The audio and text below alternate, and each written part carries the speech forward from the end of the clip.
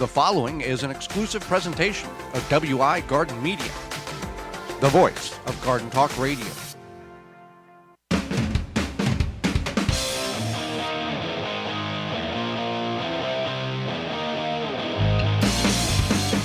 Coming up on the program today, we're going to discuss the world of seeds, what that all means, their names, and how they can benefit you, as well as spring lawn maintenance. And our guest is Kelly Smith Trimble, and we'll answer your garden questions. The hour's full, so join us. You are listening to the most informationally packed hour of garden-focused radio in the country and on the internet with your host, husband and wife team Joey and Holly Baird. This is the Gardening with Joey and Holly radio show. Welcome to the Gardening with Joey and Holly radio show. I am your host, Joey Baird. Beside me is my wife, co-host, best friend, and gardening partner, Holly Baird. This program is for you, about you, to help your garden grow better, to maintain your landscape, grow healthier trees, make your grass look greener, as well as preserving what you grow. Thank you for tuning in, whether you're listening to us on one of the 20 AM and FM frequencies broadcasting our program here in 2023 through our parent website, that is the WisconsinVegetableGardener.com, underneath the Season 7 tab at the top of the page, in-studio video replay, podcast replay, radio app, however you're doing it. Thank you very much. You want to be part of the program, you can do that by sending us an email to gardentalkradio@gmail.com. That's gardentalkradio@gmail.com. Or you can give us a call anytime, 24/7, coast to coast. It's toll free at 1-800-927-SHOW. That's 1-800-927-7469. The world of seeds, Holly. There's a lot of different terminology that's out there, and it can be very confusing for many people, advanced and intermediate and beginners. Absolutely. And there's also, I think, just a lot of misinformation in general, or people relying on other people who might not have the best information or most accurate information. So let's start with the first one, organic, and you'll see this a lot of times, especially if you're in your garden center. You'll see the regular seeds, and then you'll see the organic seeds, and it says certified USDA organic or certified organic, what have you. Not just a sticker. Not just a sticker. So organic seeds can be any combination of seed that was grown under organic conditions and certified by usually USDA. And that's pretty much it. I shouldn't say that's it. It's not like it's an easy process for gardeners. A lot of paperwork, a lot of certification that's required to get these seeds to be able to be labeled that. But it doesn't mean that they're any better or worse than any other seeds. It's just basically a certification. Yeah, it's kind of it's a very broad, generic comparison. It's like making cake with the really high brand flour versus the El Cheapo flour. No. But like, most people, if they're going to make a cake and they want it to be the best cake, they're going to use something like cake flour. Right. But now, certified organic, these seeds, as you said, have been monitored basically by the Department of the USDA, United States Department of Agriculture, and for people whom are growing plants, in order to save with this certification, the fields have to be a certain proper. They have to get soil tests, make sure there's no chemicals there. Even if the farmer or gardener uses a liquid inorganic fertilizer or plant food that many people use, that's a miracle and it's green or pink or blue, that can throw it off and it's no longer certified. So specific feedings or fertilizers also have to be certified in order for it to be all goody-goody. All organic, yeah, absolutely. And that's something to keep in mind when you're seeing that buzzword organic. Right. So then there's the heirloom variety, and the heirloom variety just basically means that it is the original cultivator. A lot of times, like when people think about heirloom, they think about a family heirloom. Here's this vase. The oldie but goodie. The oldie but goodie, passed down by generation to generation. Sometimes you might not even see heirloom seeds at the store because they are passed down from family to family. And one of the biggest ones like that is tomatoes. Right. Brandywines are a very popular heirloom. Mortgage Lifter is another one that's very popular. I'm not sure if Black Prim is, but... I'm not sure either, but with like leeks, it's the American flag leek. Yep. So you'll find... Tried and true. You'll find heirloom varieties in pretty much any seed but you might not find them at the store. You can tell the tomatoes that are heirloom variety typically don't look like that super round, pretty shiny red tomato. They're a little bit more, I don't know, earthy looking. Natural looking, yes. I guess. Not so conformed to the requirements that, look pretty on the shelf. They don't look pretty on the shelf because they have multiple different contortions, and they taste better because of that. Absolutely. And sometimes, like, if you see cooking shows, they'll say, like, these are heirloom tomatoes. If you want, like, a good visual, just Google. Yeah. I mean, just Google, but maybe you've heard it before.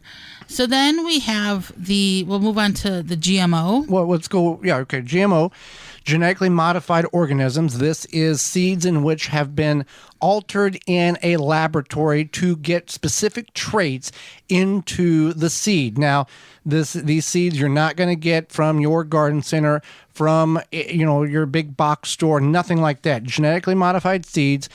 There are some in the vegetable and fruit world. However, the predominant amount of them is in the big ag industry, the wheat, soybeans, milo, canola, corn. All of these things are genetically modified.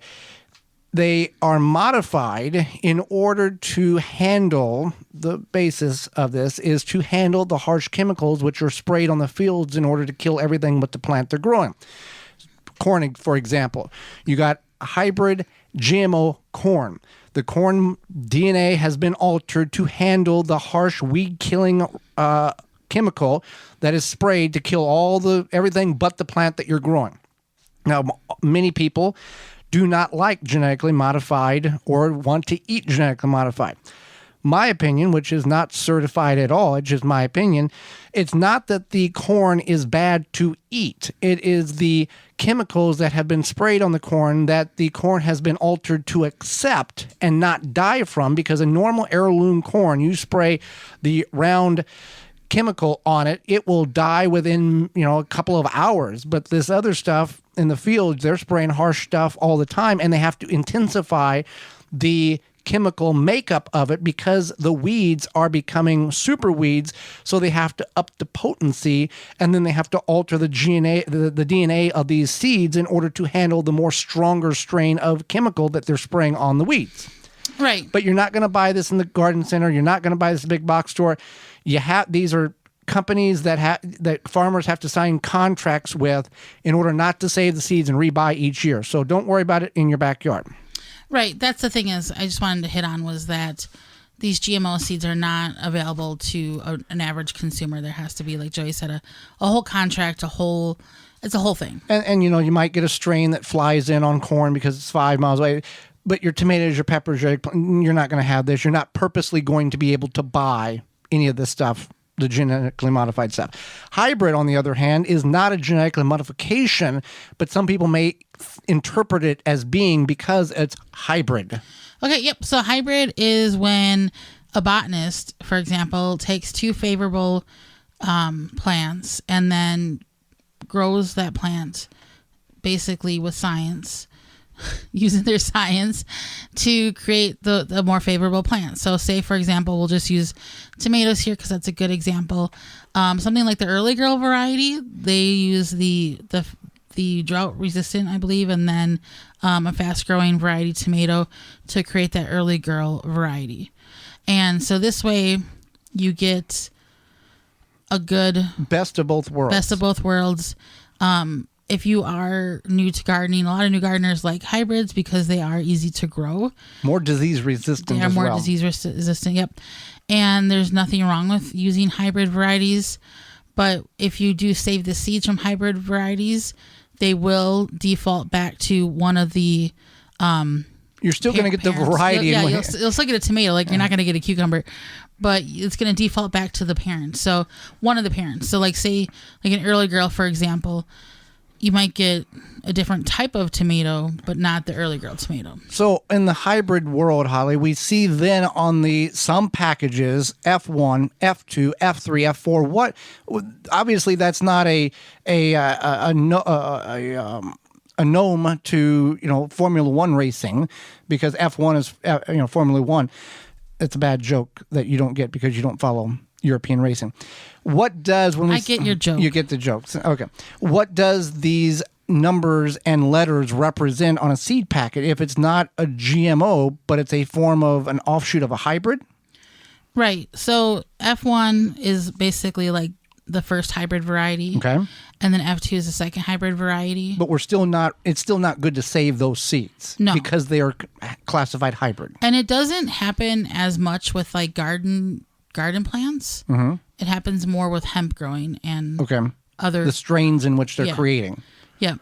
And that's a whole nother conversation. Right. And many states are legal in that, and there's a whole business outlook and trajectory on that as well. So if you've got your seeds or you need seeds, if you need more seeds, you can go to jungseeds.com and use coupon code 10TG23 to save 10% off your order at jungseeds.com. That is 10TG23. You can find all of the coupons that our sponsors provide at our parent website, the WisconsinVegetableGardener.com, underneath the Money tab at the top of the page, just like Walton's Incorporated has provided for you. Yeah, Walton's. We brought to you today by our sponsor, Walton's. We know you care about where your food comes from. Canning and preserving your fruits and vegetables is great, but what about the meat? At Walton's, you can get the equipment, seasoning, and supplies to make sausage, jerky, and any other meat product your way to your high standards.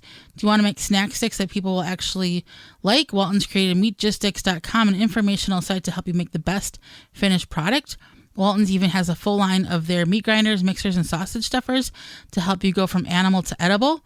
Walton's, everything but the meat. You can use code GROW50, GROW50, to save 10% off your order of $50 or more. When we come back, it's spring lawn maintenance. What you should be doing in order to help your lawn look a little greener and healthier. You're tuned into the Gardening with Joey and Holly radio show. Have a garden question? Give Joey and Holly a call now or anytime 24/7. Just dial 1-800-927-SHOW. If you can't get through, leave a message and they will call you back. Call now, 1-800-927-SHOW. Grip 6 produces American-made products with sleek designs and quality materials. Based and manufactured in Utah, they have high-quality and durable products that last a lifetime. They're built beyond tough. Their wool socks come from Rocky Mountain-sourced materials, are soft and comfortable, keep your feet warm and dry, and come with a lifetime guarantee. Even for the most sensitive toes, these socks are made for everyone. High-quality wool socks make a huge difference for happy feet. They fit in with all the many things you do from around the house to the outdoors and beyond. They are comfortable and long-lasting. These socks are great for gardening because they keep your feet so comfortable no matter the conditions outside. It's hard to overstate how amazing these feel to have warm, dry feet as you work in your garden. Designed and manufactured in-house for the best results and quality every time. When you purchase from Grip 6, you're supporting long life cycle products and American-made manufacturing. Check out their belts, wallets, and socks at grip6.com. Use coupon code RADIO15 to save 15% off your order at grip6.com. Aqua-Mart.com has everything you need for eye-pleasing outdoor water features on your property. For over 25 years, we've been creating and field testing beautiful water features in order to provide you with the most reliable products and best value in the industry. From easy-to-install pond and water-filled kits to pumps, fish food, and more, you'll find everything you need to install and maintain a naturally balanced water feature in your yard. Make your backyard a true oasis and maintain it well. Visit aqua-mart.com to shop for all your needs. Spring, the season of renewal, an unexpected house guest, none the worse perhaps than ants. And I'm not talking about great Aunt Mabel. When you need to get rid of ants fast, you need Rescue Ant Baits. Rescue Ant Baits are pre-baited, child-resistant, and ready to use right out of the box. No sticky liquid, no mess. Made in the USA by the makers of the popular Rescue Fly and Yellow Jacket traps. Learn more at rescue.com. That's rescue.com. Dripping Springs Oyas clay pot irrigation solves the watering needs for gardens, bushes, new trees, and more. An ancient irrigation system we brought to America. Dripping Springs Oyas, OLLAS, on YouTube, Facebook, Instagram. Check us out. Jung Seed Company is a family-owned and operated gardening company since 1907 with the largest selection of seeds and plants online. Use coupon code 10TG23 to receive 10% off your order at jungseeds.com. Again, that coupon code is 10TG23. Wind River Chimes creates a symphony in any space. Chimes that are inspired by nature and designed to make the natural world even more inspiring. Music speaks to everyone. Individually handcrafted in Virginia for over 35 years and hand-tuned for an exceptional precision and lasting beauty. Because in life, the winds of change are always moving. But no matter where they carry you, Wind River Chimes will always be the inspiring harmony. With a large selection and customization options, you will find the sound that soothes you. Visit windriverchimes.com to shop and find out more. Dig planting holes from a comfortable standing position. Step, twist, pull, and plant. Visit ProPlugger.com. Garden like a pro in 3 easy steps and receive customized fertilizer recommendations for your garden or lawn. Soil Savvy helps you determine what nutrients your plants need to thrive. Never again over-apply nutrients they don't need. A patented process that makes you a smart gardener. To get your soil test kit, go to mysoilsavvy.com. The Gardening with Joy and Holly radio show is brought to you by the following: Chapin Manufacturing Incorporated, Aqua-Mart, Soil Savvy, Wind River Chimes, Wisconsin Greenhouse Company, Pro Plugger, Deer Defeat, Dripping Springs Oyas, Phylum Bioproducts. Find all sponsors at the WisconsinVegetableGardener.com and thank them for their support. Welcome back to the Gardening with Joy and Holly radio show. Happy you are with us today.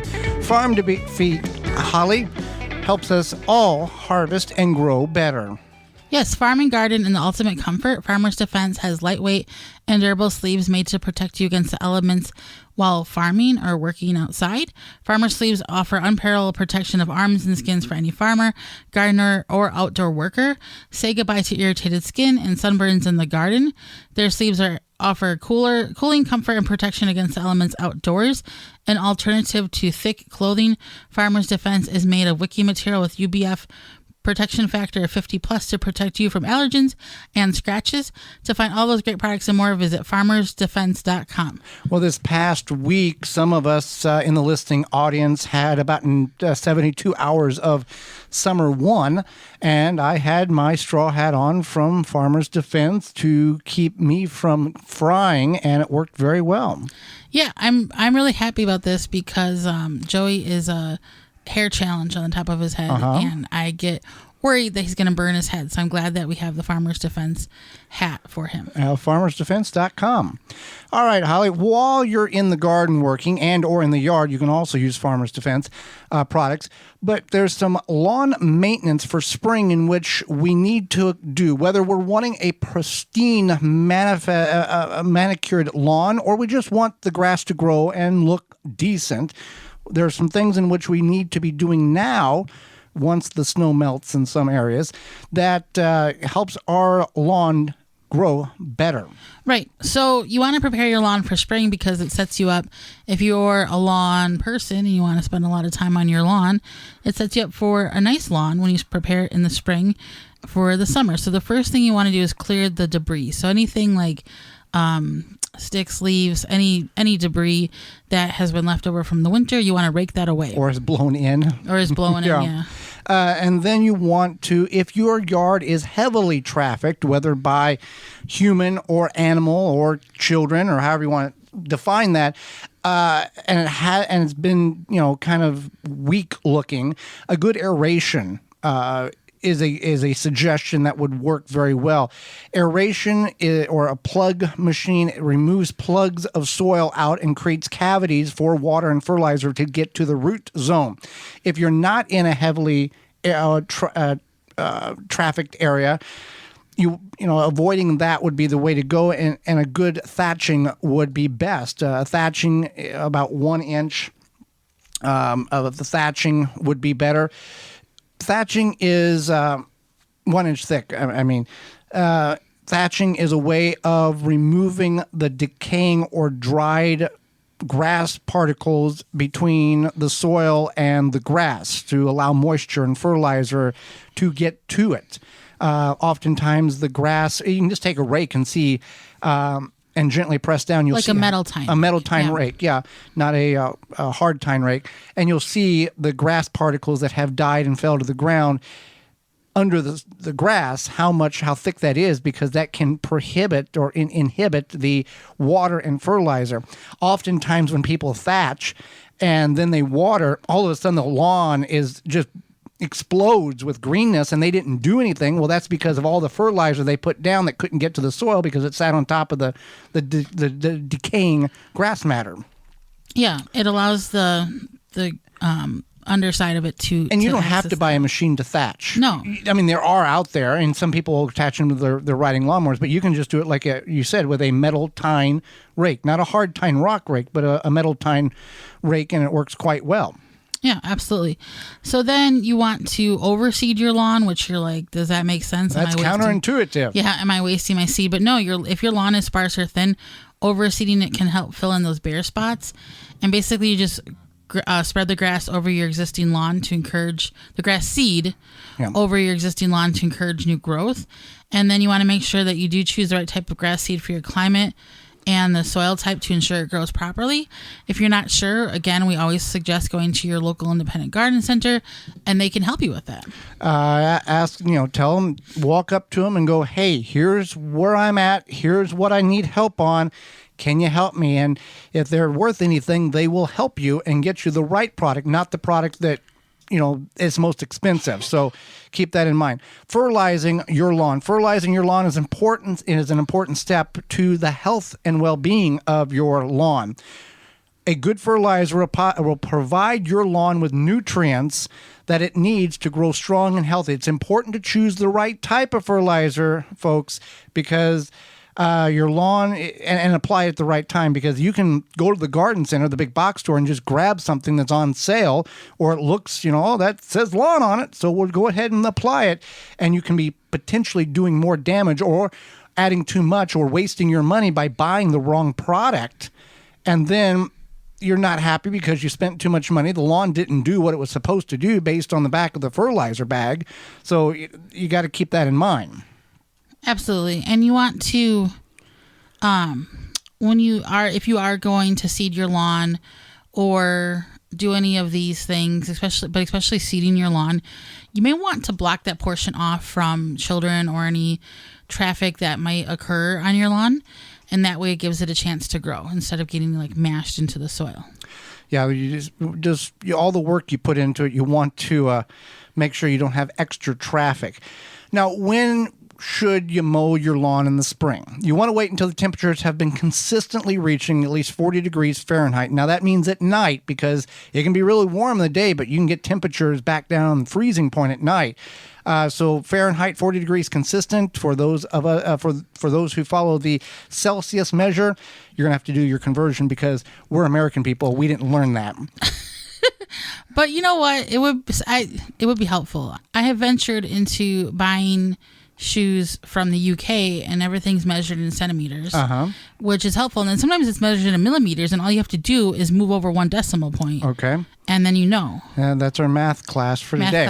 Math class for today. Trying to cut your grass that hasn't fully thawed, like I talked about, waiting if it's cold at night from the winter snap, can damage the tinder, can damage it, and can hurt the blade of your lawn more.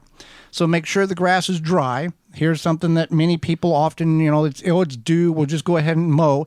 Now, here's the difference here. If you're going to mow grass because you just need to mow grass and you don't care what it looks like, and it looks like you're ready to bale hay for the cattle, go right ahead.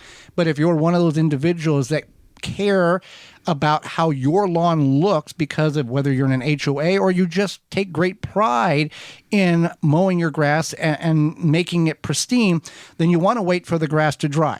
And if based on the humidity and the cloud cover, if it's not going to dry, don't mow it today. Determining that your grass has to reach the proper height too in order to mow, and it's based on the type of grass and your area when that is to mow it. So, on the farm, we just had stuff grow in the yard, and it was dandelions and lamb quarters and fescue and grass and weeds, and we just mowed it whenever it needed mowed. We didn't have sod laid down or specific varieties of grasses in order to have a lush lawn. If you do it correctly, walking on a lawn that has been pristinely manicured is a very pleasant experience. Absolutely. One thing I did want to mention about mowing your lawn is making sure, this is the time now, and even in the fall, is making sure that your lawnmower is maintained and ready. So sometimes people have older lawnmowers or hand-me-down lawnmowers, whatever, and it may run okay, but maybe it needs a new blade or it needs some sort of, I don't know, lawnmower tune-up, what have you. Mm-hmm. And so you're thinking, well, it still cuts, but it doesn't cut. It gnaws. It gnaws, yeah.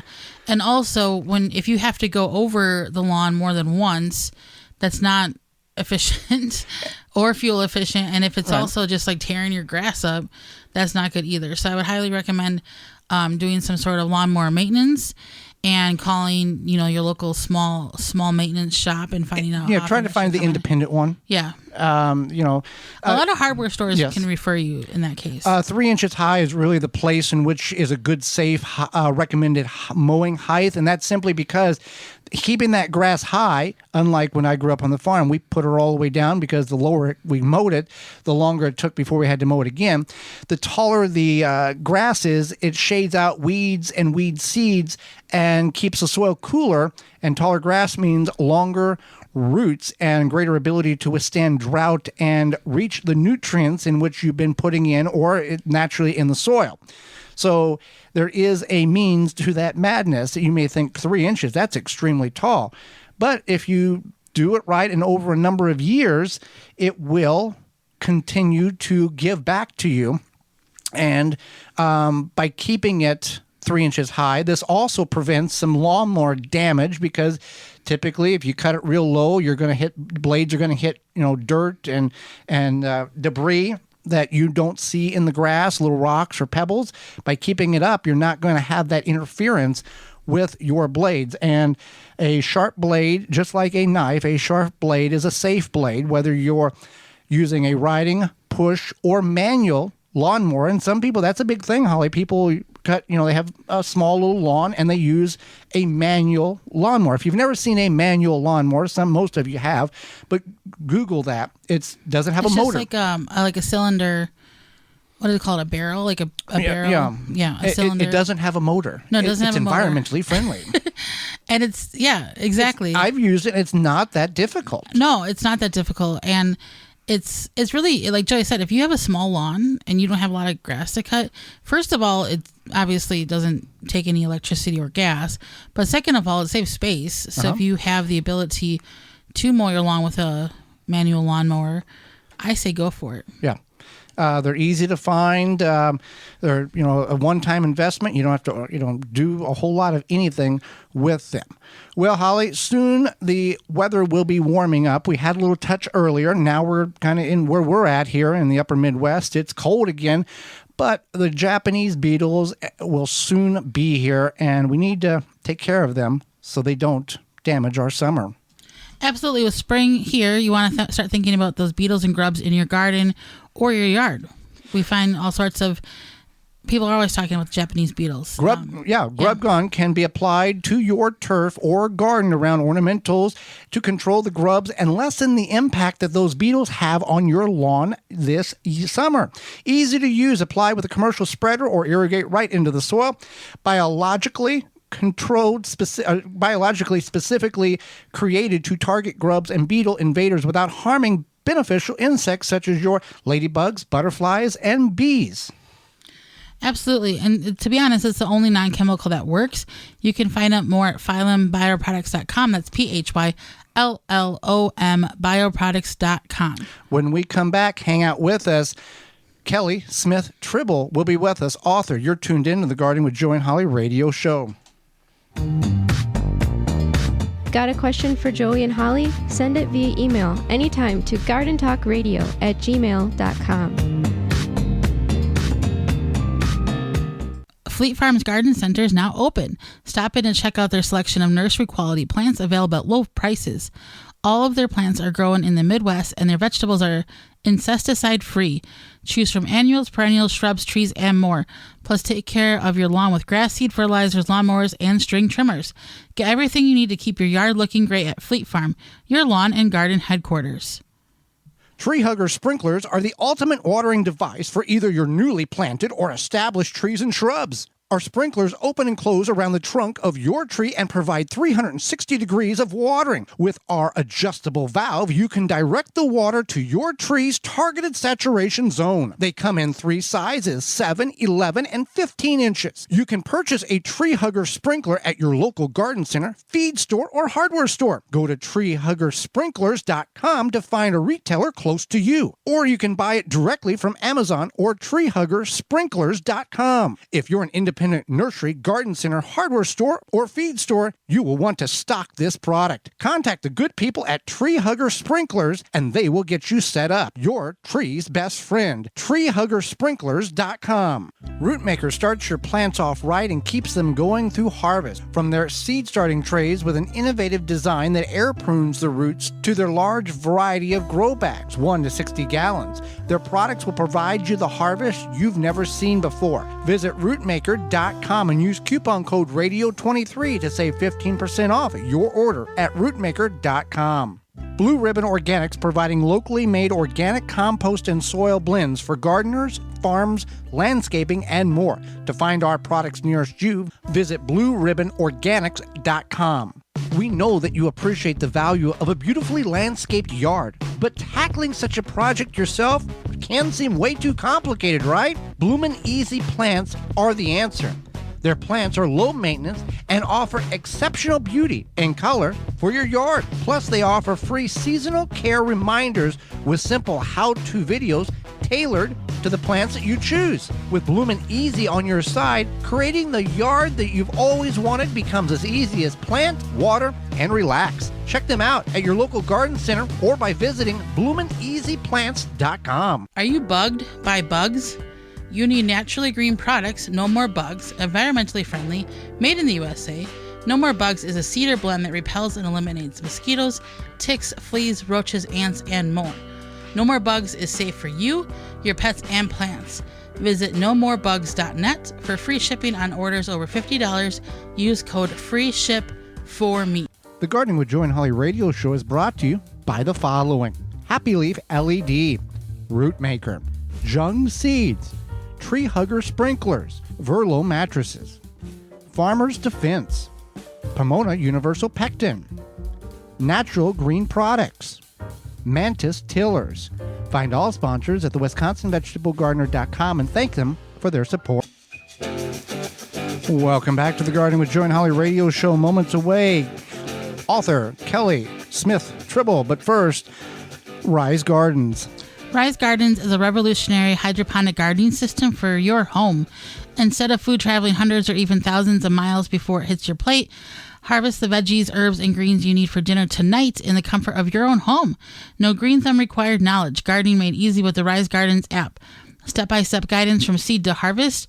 A complete garden on a shelf comes with everything you need to grow healthy and the freshest food for your loved ones. Fully customize your garden to your needs and preferences. For more information to get your Rise Garden, you can visit risegardens.com. Holly, let's go to the hotline and bring in our guest for this week. Kelly Smith Trimble is an author, editor, writer, and master gardener living in Knoxville, Tennessee. Her second book, The Creative Vegetable Gardener, was released earlier this year. Welcome to the program, Kelly. Thank you. Thank you so much for having me. Well, we're happy that you've joined us on the program, and I'm going to start with this question. Mulch is a virtue to most gardens. What are your favorite ways to use mulch, and what are some of your favorite mulches to use in the garden? Yeah, so mulch is definitely very important in the garden. It helps shade the soil and protect the soil. I practice intensive planting, so planting things, really pretty closely together. That helps in itself shade the soil, so you don't really need as much mulch as you might if you were, really spacing things out. But I do still mulch, and so I like to use compost as mulch throughout the season. So adding compost both to add nutrients, but also to kind of layer on top of the soil and shade the soil. And then I also will do a practice of using lettuce and other low-growing crops as a living mulch. So I'll sow lettuce underneath taller crops like tomatoes or peppers to kind of shade the soil. But then I also use regular mulches too. So I tend to use cedar mulch. That's just one that I like in my garden. I like straw mulch, but I found that I'm allergic to it. So I don't use straw mulch in my garden. So those are just a few of the mulch options that I like. Now, when you talk about using lettuce or low-growing crops, now you're going to plant them about earlier, but you're not going to plant them when the tomatoes or peppers have a large canopy, correct? It's just in the early stages, or how does that work for you? Yeah. Sometimes I will, kind of layering in terms of the timing of planting. So in the spring, I'll have greens, I'll have lettuce, and then I can plant tomatoes or something that's going to be more of a summer crop in the middle of that. And as the tomato will grow, the lettuce can stay down at the lower level and get shaded out by the tomatoes at the higher level. So it's kind of a mutual benefit for both plants. And that enables me to have a longer harvest season for the lettuce as well.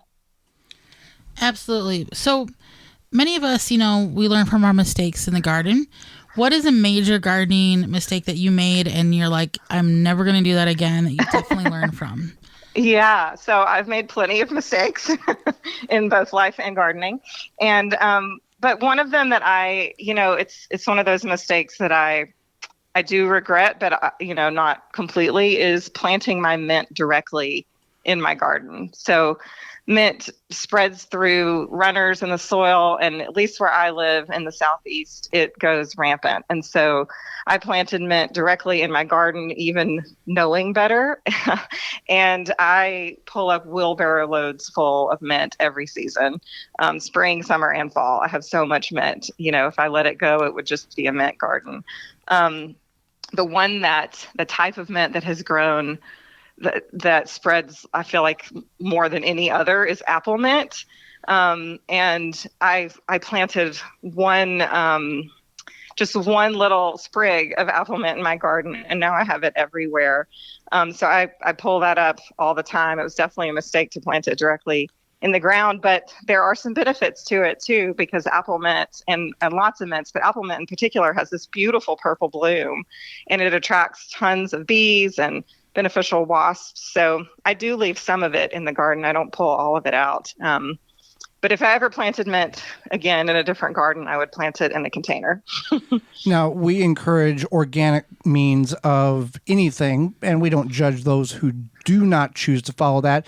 But for people who may have that issue, they may go to a very harsh chemical to kill off the areas. Was that ever something that ever crossed your mind? Hey, I've got to control this. Let's just kill it off and start again.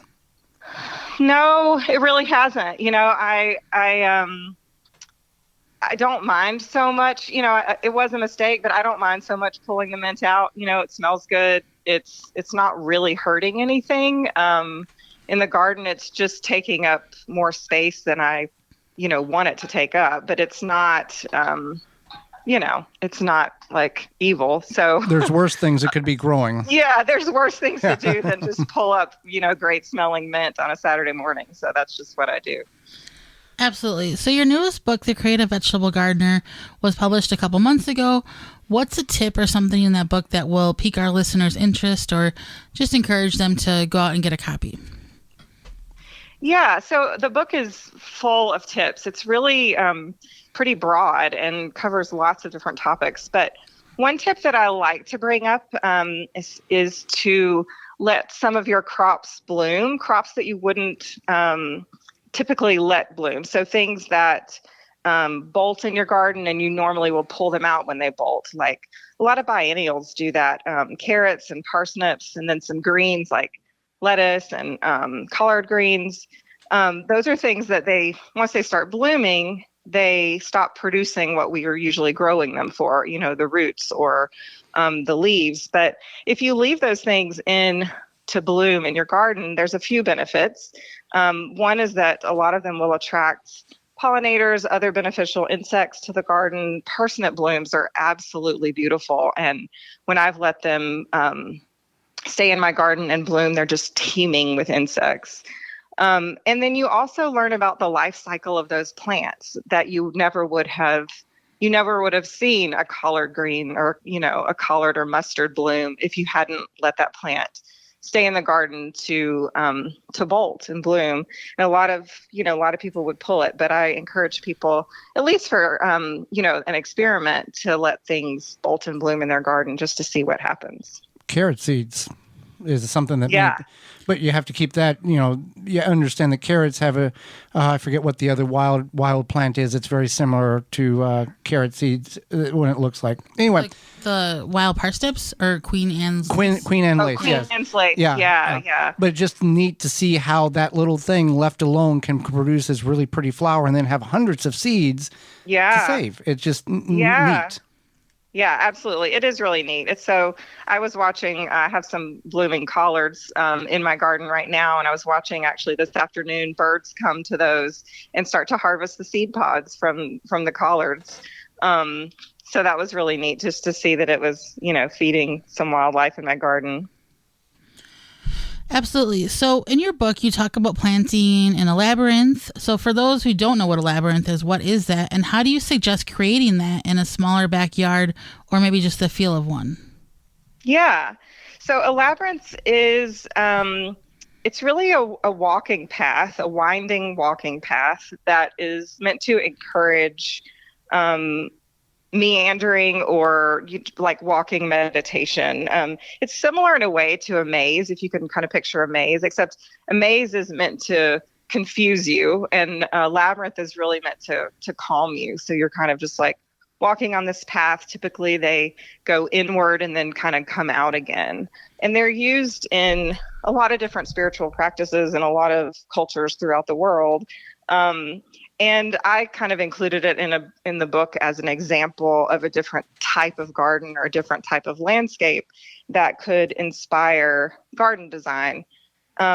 Most people don't have the space necessarily to create a vegetable garden labyrinth in their backyard, although I have seen examples of them. But a spiral is a really good example of kind of a simple version of a labyrinth. And the benefit to me of that is this idea that you kind of can be inside your garden, and you can use the garden as both a space of production, but also a space of kind of meditation and calming. And so there is a great example of a spiral garden. It's a garden actually in Wisconsin, an artist who created this garden that is a really fun spiral shape. So that, I think, kind of mimics the idea of a labyrinth. A place of calming. I think whether you're in the garden or in the woods, we all need a time of calming in the society that we live in. Yes, absolutely. The garden can really provide that. And I think taking that into account when you're designing your garden can really increase that benefit for you. Is the garden that you're referring to in Wisconsin, is that the one in West Bend? Or it's in Kenosha. Okay. Yeah. Because I know there's a small labyrinth creative garden in West Bend, but I'll have to look I think I've heard of that. This is a woman, an individual in Kenosha, Wisconsin. She's an artist, and I found her garden just looking at #spiralgarden on Instagram, and it's really probably my favorite garden in the book. I just love it. Well, you encourage people to plant perennials and annuals paired together, and some people may think that that's counterintuitive. What are some of your favorite ways to do so, and how does that work? Yeah, I mean, there are reasons to not plant perennials and annuals together, and there are definitely some perennial crops that I think do deserve their own spot. Asparagus is definitely one of those because it stays in the same space for so many years. It can grow, for 15 years or so. But I do think there are some perennials that can be good pairs with annual crops and that can kind of anchor an annual vegetable garden. Some of those are edible, some are not edible. Some of the edibles are more leaning towards herbs. So perennial herbs like rosemary and sage, tarragon, thyme. These are plants that I have kind of interspersed throughout my garden where I do plant my annuals. And so they're things that, at least in my area, I can harvest some of them throughout the winter, and they can provide some winter interest, but they can also provide some pest control when they're paired with the annual crops. And then I also include some, tender perennials that are not edible, like echinacea is one that I really love. It attracts pollinators in the summer. Bees are all over it. And then even though it dies back in the winter, I leave some of those brown stalks in the garden through the winter, and native bees can nest in there. Other insects can nest in there. So there can be multiple benefits of including perennials, both edible and non-edible perennials, in the space where you're going to be gardening or growing annuals. Fantastic. So we've really enjoyed having you on the program. How can our listeners find out more about you and get your great books? Yeah, so you can find the books, Vegetable Gardening Wisdom and The Creative Vegetable Gardener, anywhere you buy books online, as well as, hopefully visiting your local bookstores. If you don't see it there, I'd love for you to ask for them to get it for you. You can also follow me on Instagram at Kelly Smith Trimble. And I do have a website. It's kellysmithtrimble.com. Not as active there on the website, more on social media. So I hope you will look for the books and follow along with me. Well, Kelly, we greatly appreciate the time and the knowledge you've shared with Holly and myself and all of our listeners today. Yeah, thank you so much for having me. I really appreciate it. Well, you're very welcome. And when we come back, it's going to be your garden questions, our garden answer. Have a garden question? Give Joey and Holly a call now or anytime 24/7. Just dial 1-800-927-SHOW. If you can't get through, leave a message and they will call you back. Call now, 1-800-927-SHOW. Worried about watering too much or too little? Tree Diaper technology is the best way to stabilize your soil moisture in your garden, trees, or houseplants. Use coupon code GARDEN15 to save 15% off at treediaper.com. Pomona's Universal Pectin is a high-quality pectin that gels reliably with low amounts of any sweetener. If you're trying to reduce the amount of sugar in your diet, you'll love Pomona's Universal Pectin. Now you can make healthy homemade jams and jellies sweetened to your taste. You can use sugar or honey to sweeten. Pomona's Universal Pectin keeps indefinitely when stored in an airtight container. Easy to use, versatile, and comes with directions and recipes in every box. Find out more and where to buy at PomonaPectin.com. Also available at natural food stores and online. Make watering easy. DripWorks provides quality drip irrigation supplies and equipment to gardeners just like you for all your growing needs across the U.S. and Canada. Purchase online at dripworks.com. Listen, at Furlough Mattress, saving a lot on a comfortable mattress with a lifetime comfort guarantee is easy. Why? Well, because we make our mattresses right at the store. Yeah, we cut out the middleman and voila, you got it. We pass the savings directly onto you every day. So hurry in today to your local Furlough, where there are no middleman markups. Wake up, sleep better, and save at Furlough. Mantis tillers, the premium long-lasting gas-powered tillers, are the perfect solution for any garden. This Mantis machine is available with 2 or 4 cycle engines with a 19-inch or 16-inch tilling width. Your DIY companion in your garden and your lawn converts easily for edging, aerating, and more with optional attachments. Find details at mantis.com. Deer Defeat is an all-natural based animal repellent to keep deer and rabbits away from your valuable plants that is odorless after 30 minutes and dries clear. It creates a continuous, invisible shield to protect your plants. Works for 30 days through rain, snow, and freeze. Will not clog your sprayer. Apply to your property without environmental damage. You can spray directly onto your plants up to flowering, then apply around your plants to continue protection. No need to reapply. Money back guarantee. To purchase, go to deerdefeat.com and use coupon code RADIO to save 10% off your order. The Gardening with Joy and Holly radio show is brought to you by the following: DripWorks, Rise Gardens, Grip 6, Bloomin' Easy, Fleet Farm, Waltons Incorporated, Blue Ribbon Organics, Tree Diaper. Find all sponsors at the WisconsinVegetableGardener.com and thank them for their support. Welcome back to the Gardening with Joy and Holly radio show. Happy that you are with us today.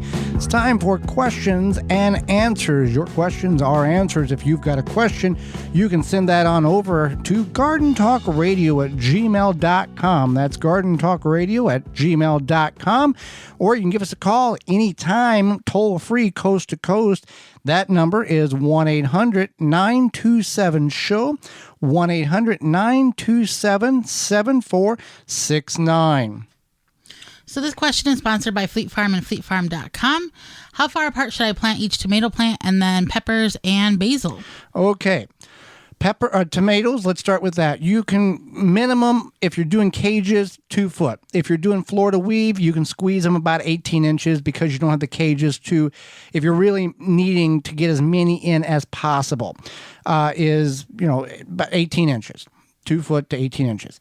With peppers, if you got plenty of space and you got a 40-acre field and space is not a problem, 3 to 4 foot apart. So you can get in there, get air circulation, go ahead and harvest the tomatoes, all the things you need to do.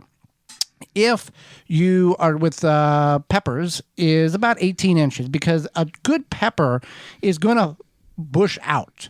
And by the time you harvest your peppers, you want your peppers to be a hedge of peppers. Now, it's not scientifically proven, but many gardeners over the years have found that whenever you have peppers touching leaves or holding each other's hand, they seem to produce better. Don't know how clinically scientific that is, but we have seen that as well. So you want this hedge of peppers. So 18 inches, good spacing. And basil, 18 to 24 inches, 18 inches to 2 foot spacing, because a basil plant can get quite large and produce a lot of limbs and leaves for you, so you don't want to crowd them. And the problem with basil that we've seen, if you crowd it too much, the leaves can't dry off when you water or it rains, and then you get mold issues. And then you've got a whole nother mess that you got to deal with. So you want good air circulation. So 2 foot is a good number on the basil plants. So there you go. That's a long answer for a short answer there, Holly. Okay, how about this one here? Which is better, mixing coffee grounds in the soil or compost them in my compost bin? So I don't think one is better than the other. They're about equal. If done right. If done right, yeah. So if you are going to mix them into the soil, you want to mix them in. You don't want to just broadcast them across the soil. You want to take a little metal rake or cultivator tool and cultivate them into the soil. You don't have to do it deep, but just make sure that they're mixed into the soil nicely. And then with the compost, you can just put them in your compost and they'll do their thing there. So there's not really like a right or wrong way to use coffee grounds, but whether it be in the garden or in the compost, but you just want to make sure that if you are putting them in your garden, that you get them nice and mixed in. And you can include the filters. If you're going to add them to the coffee grounds and the filters to your compost bin, I wouldn't go no more than about 10% volume, because otherwise you're going to have this giant muck mess of coffee grounds. Now, coffee grounds contain nitrogen, potassium, and phosphate, and unlike what the myth is that, it'll make your soil acidic. We've talked about this in the program, I don't know how many times over the last 7 years. That is a garden myth. There's university extension studies and everything in between showing statistically that there is very little to almost no acidity in the coffee grounds, because that has been brewed out during the coffee making process. So if you think you're going to include your coffee grounds around your blueberry plants because they like acidic soil, your blueberry plants are still not going to do good no matter how much coffee grounds you put around them. So they're good for bringing organic matter in. The worms love them, but mixing them in, we've figured a rough estimate, a 5-gallon bucket over about 40 square feet every couple of months would be about a good number, because you don't want to add too much because it will overcompensate, and if you don't mix it in, you're going to lose the nitrogen because it'll evaporate out of the grounds, and then you'll create this crust that is impermeable to rain or water, so you're not helping that at all either. So do both, and you'll be good to go. Absolutely. So our next question is, I'm going to be putting in a new strawberry bed, and I have read and seen over and over that you need to pinch off the flowers the first year. I did not do this, and I have berries. I do not recall what size they were. Okay, so we're going to give you the Iowa State University Extension Office's answer, and then we'll give you our experience answer. Okay, so the university says during the first growing season, all the blossoms should be removed from June-bearing strawberries. If flowers are allowed to develop into berries, their development will reduce plant growth, runner production, and the size of next year's crop. You can check them once a week to remove the blossoms. Those are on the June bearing. With ever bearing and day neutral strawberries, you remove all the blossoms until early July. Any flowers which bloom after this period may be allowed to develop into fruit. The first berries should ripen in August and continue until frost. Okay, so that's the university answer. That is, I guess, what some people may say the right answer. The science answer. The science answer. Now, we grew June bearing for a number of years, and we got them from root starts in a little bundle, and they all looked dead, and we planted them. This was back in 2011, and we never pinched anything off. Every berry that would come on that thing, we would harvest. And I don't recall any time that I was thinking, boy, this is not good. These plants don't look healthy. And by the third or fourth year, strawberries will typically grow 5 to 7 years. By the fourth, fifth, sixth year, we were getting 15 to 20 pounds of strawberries out of our 150 square foot strawberry patch as they produce daughter plants, and those daughter plants continue to produce strawberries. You can do what the science says, and you can talk to a lot of gardeners who say they never pulled them off, as our experience, and they did just fine. So can't give you a good answer there, I guess. I mean, is it the end of the world that you didn't pinch the growth off? No, it'll catch up. Yeah. I think stuff always just catches up. So we have another question about what do you put in the hole when you're planting tomatoes? Well, that's a whole show in itself. Right. But what we used to make a phenomenal concoction of this and that and all of these things. We just use an all-purpose, all-balanced organic fertilizer that's under a 10-10-10. It's like a 6-4-6 something, because anything over a 10-10, you're adding too much fertilizer to the hole that plant will not be able to utilize during the growing season. Now, if you're in Florida or you're in South Alabama or you're in Texas, you can use a 10-10, 15, something of a higher number because you've got a longer growing season. But for most of us who are listening to the program, our growing season is very short, so we don't want to over-fertilize or use too much or spend more money than what we need to. Some people will say put the Tums and powdered milk and all this stuff. Or a balanced fertilizer and regular watering will solve 99.5% of all the problems your tomato plant could ever face. And mulching, and that takes care of the other 4/10. So you've got about 0.1% of problems if you that is left. If you water, mulch, and just use a regular fertilizer, you've got pretty much no problems with your tomato plants. Absolutely. Okay. I have aphids on my pepper seedlings. What is the best way to kill them off inside? Well, if you're inside, you really don't want to use a harsh chemical. And the same could be said for peppers or other plants outside in your garden if they're infested with aphids. So here we've got a couple of suggestions here. Holly, what do we got? Sure. So you can use a spray bottle with, you want to use an insecticidal soap. And so then you would basically combine that, you would dilute it with water, and you would just follow the directions for aphids, or it'll say like, I think soft body insects. Yeah. So you'd follow that directions in a, whether it be like a handheld spray bottle or a pump sprayer. From Chapin. Chapin's got good. And if you don't want to go with the insecticidal soap, you can just fill that thing with warm water, set the tray in the tub and just blast it with a mist, and it'll dislodge a lot of those aphids. Right. That's a good way. Some people will go in there with like rubber gloves and smash as many as they can. That's up to you.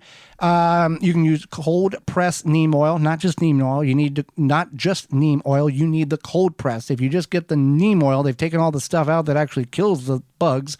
So cold press neem oil. Another thing is just be vigilant. And pay attention that if you've got a couple of peppers that have aphids, you're probably going to have, or seedlings, you're going to have more. And just keep spraying them down with insecticidal soap, cold pressed neem oil, blasting them with water. It will dislodge them. And if you can get them early, they will not. Am I thinking this right, Holly? Aphids are one of the insects that can reproduce without mating. Am I not? Is that correct? Yeah. So, it happens very rapidly. If you got a few now, in 2 days, you're going to have a whole lot. So just like they don't live very long. No, but they can do. They're the tick of the plant world. They will suck the juice out of your plant, and and make your plant very distraught and stressed and vulnerable. And if you don't catch it, it can actually kill the plant. So absolutely. And so with the cold pressed neem oil, you're like, where do I find that? You'd have to double check the ingredients if you go from your garden center. But I found ours at a local organic food co-op store. Uh-huh.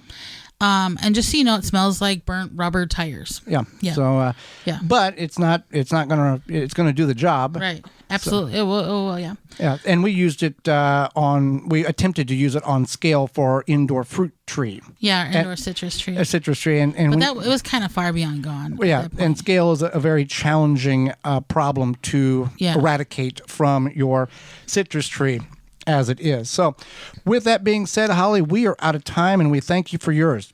Did you miss any portion of the program today or would like to revisit it? You can certainly do that by going to our parent website, which is the WisconsinVegetableGardener.com, and clicking on the Season 7 tab at the top of the page. Or you can send us an email to gardentalkradio@gmail.com, and we will send you a link to this show to get you caught up. Hey, tune in next week to the program. We're going to talk about, does companion planting really work?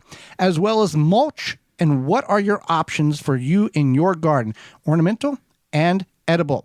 And our guest will be our good friend and host of PBS's Growing a Greener World, Joe Lampo, will be with us. So until next week, for Holly Baird, I'm Joy Baird, and we will see you in the garden.